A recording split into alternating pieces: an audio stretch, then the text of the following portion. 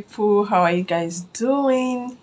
Hope you guys are doing fine. It's your girl Mimi's up. It's your first time on my channel. You're highly welcome to the family. And to my returning subscribers, you guys are the best. Thanks for always stopping by to watch my videos. Yeah, you guys, in this new video, I promise you guys, I'm going to tell you guys what actually happened, how I lost access to my phone, and I'll be telling you guys what about the insecurities in Nigeria, because if not for insecurity, I don't think this should have happened. Probably it should have been avoided.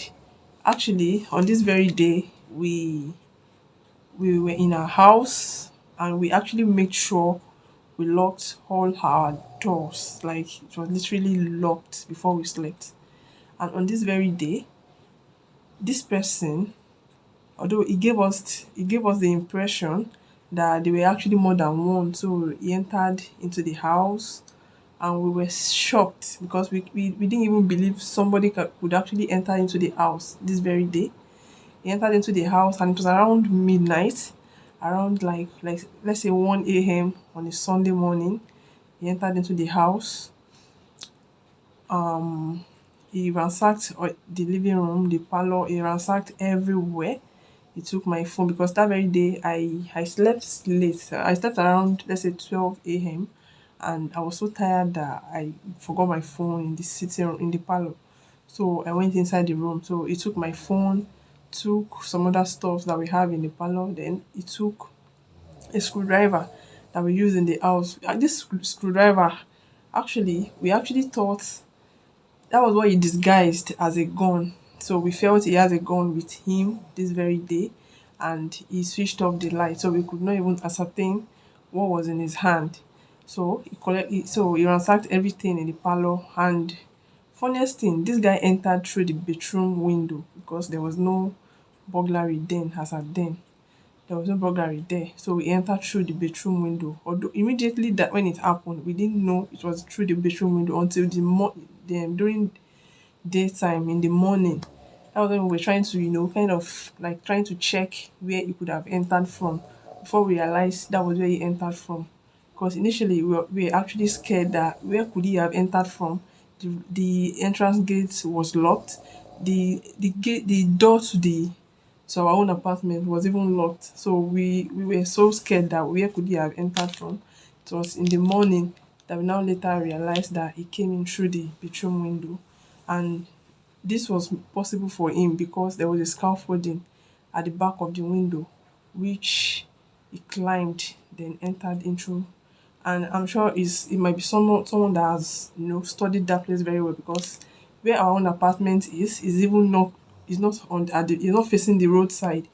It will take somebody that's entered the compound to actually monitor the surroundings and as ascertain that there's no burglary on our bedroom window.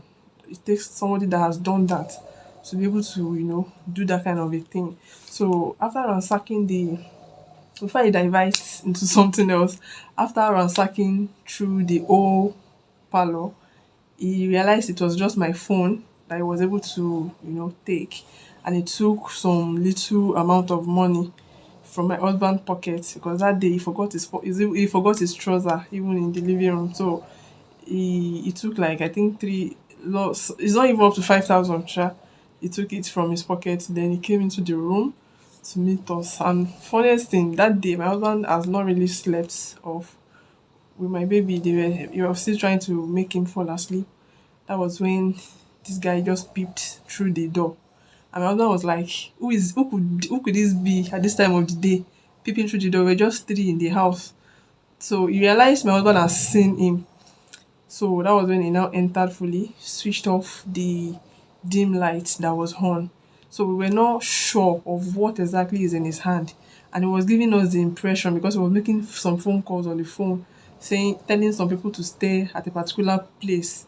So we were given the impression that he was not the only one. So on this very day, he collected my husband's phone. That day, we were even giving him option of, okay, can we maybe is it money he wants? Can we do transfer? Even though we don't have like even though that was not the intention to do the transfer, but at least just to just to let him go, just collect money and go at least. So he said he doesn't want transfer because it can actually be traced with with that. So he collected the phone, and he told me he already has my own phone, and he was now telling us that he came in with information. You see this country, I was even wondering how he could even get to that place, like to the extent of climbing through the scaffold. He was not even scared for his own life. And the reason why he came to meet us in the room was because at the point of jumping down from the window, he realized the WC has broken, so it wouldn't be easy for him to jump back. So he was looking for an escape route.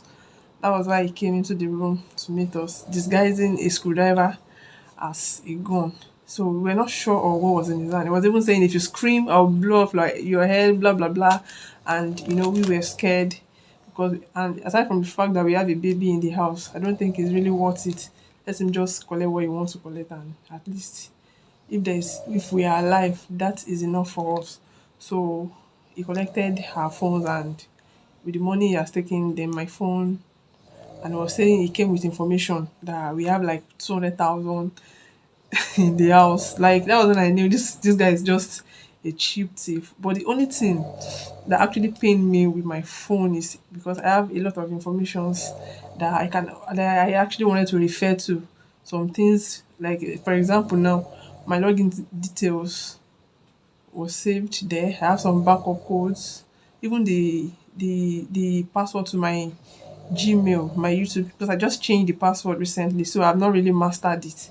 So the backup code, the password to my Gmail, which I also use to access my YouTube channel, was on the phone as well. I didn't even realize this until later when I got a new phone. I was trying to log in and I realized I could not even remember the password. So this guy went with the phone that day. He went with our phones, and he went with our phones. I was happy that I didn't even have my laptop because my laptop was actually with the engineer, and he has been telling us to come and carry. I don't Thank God we even delayed to carry this laptop. If not, this guy would have gone with it as well, and it would have been so painful.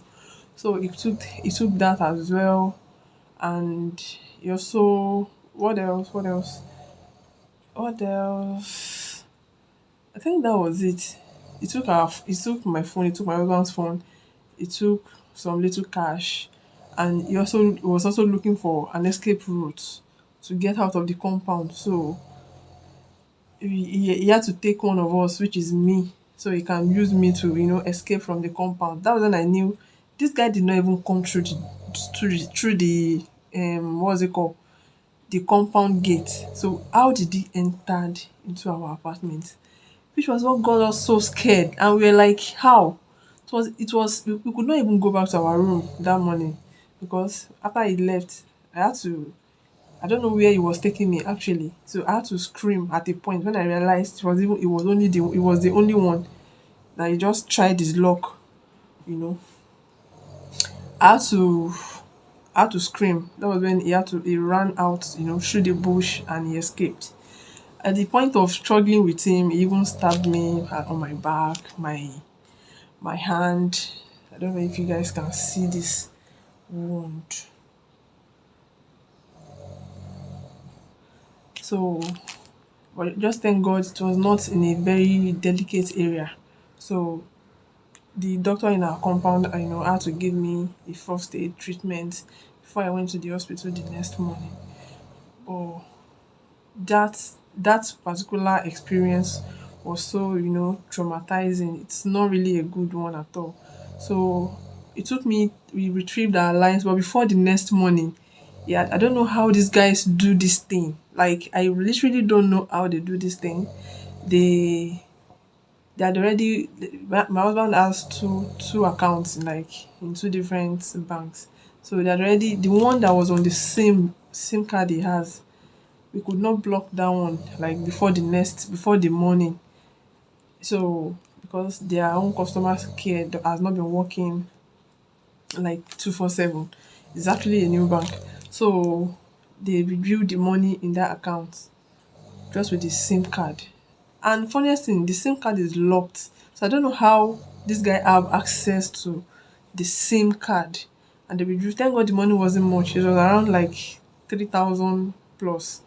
That was what they withdrew from that account, like to zero naira. And when we eventually traced how they withdrew that money, we were seeing web or POS. Not even because if they use POS, we would have been able to trace the POS. It was actually a web transaction. So I don't know how these guys does all those things. Like, we just thank God that the money wasn't much in that account. But the second one, we were able to like call the contact center immediately, even as it was in the midnight, and we were able to block the account. So what I want to draw out of this is, guys, let's just be careful, because the rates of at which there is insecurity in the country present, especially Nigeria presently, is alarming. Imagine you sleeping in your house, like you literally slept in your house. You won't even have it in mind that somebody can even, everywhere was locked. Your the door to your apartment was locked. The door to to the compound was locked. It takes, and even we could not even imagine it would enter through the bedroom window. Like, seriously, we live upstairs.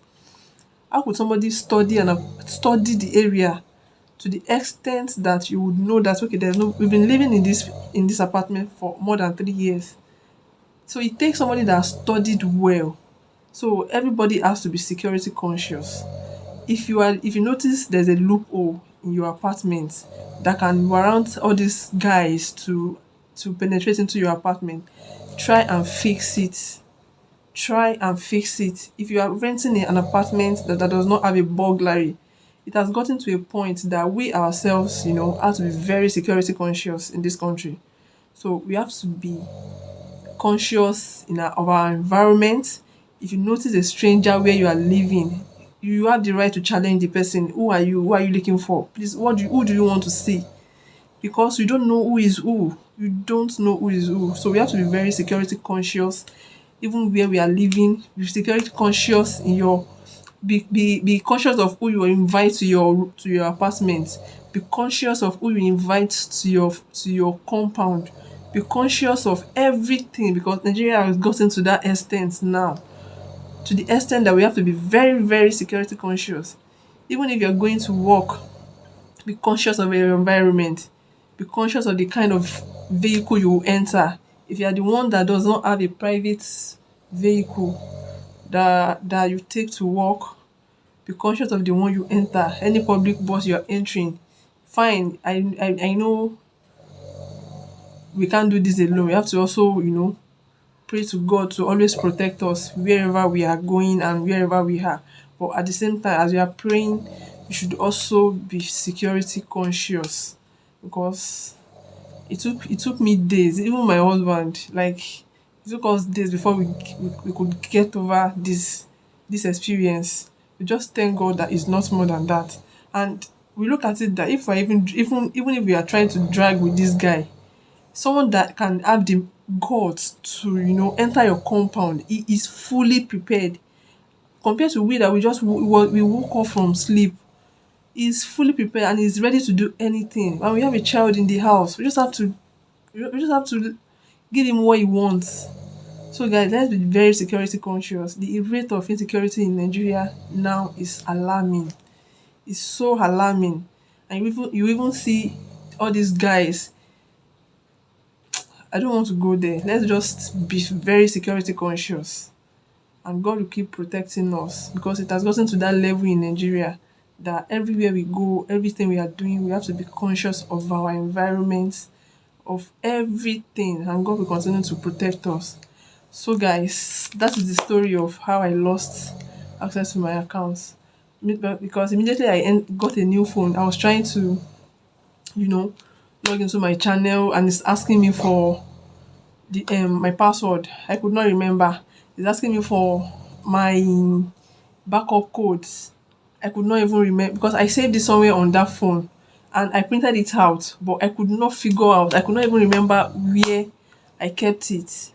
So if you have a YouTube channel as well, and you're using two factor authenticator, just try, aside from saving this thing on your phone, try and download it somewhere. If possible, print it like in multiple A4 papers so that you can, have access to it. Even if you are not with your phone, you can have access to it anywhere you are, because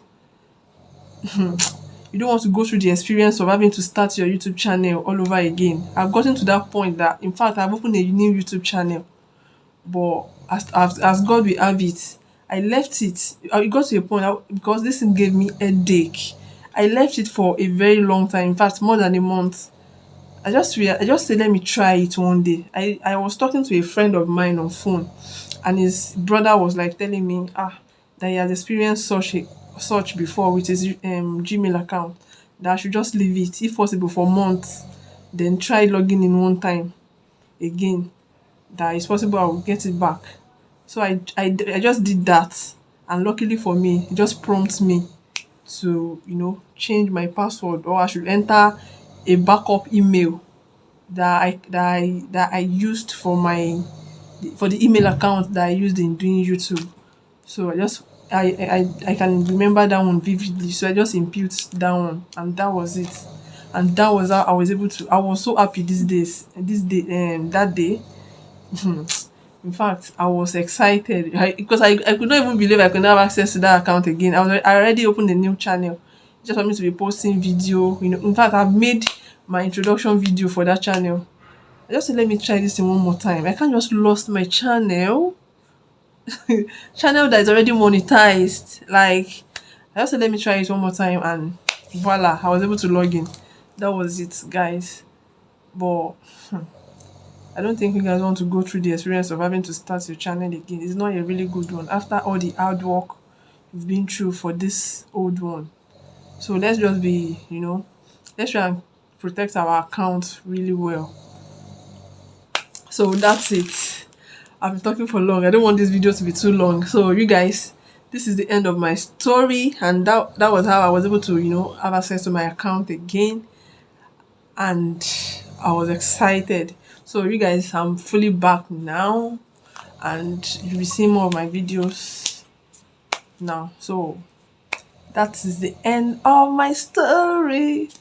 So if this is your first time on my channel, you're welcome to the family, and to my returning subscribers, thanks for always coming back to watch my video, and thank you for always supporting my channel, and I'll see you guys in my next video.